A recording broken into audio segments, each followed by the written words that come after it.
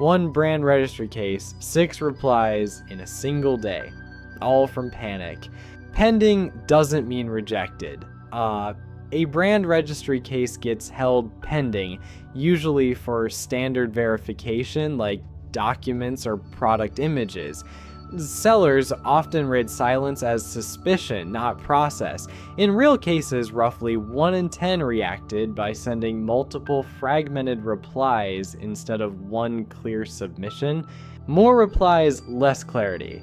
Multiple inconsistent replies make it harder to tell what's actually being submitted. A reviewer now has to sort through fragments instead of one clear answer. This often triggers more clarification requests, the exact delay the seller was trying to avoid. Panic slows down the process. It's trying to speed up. Cases take longer to resolve, not shorter. Confusing submissions increase the chance of avoidable rejection. The seller's own anxiety becomes the actual obstacle, not the original request.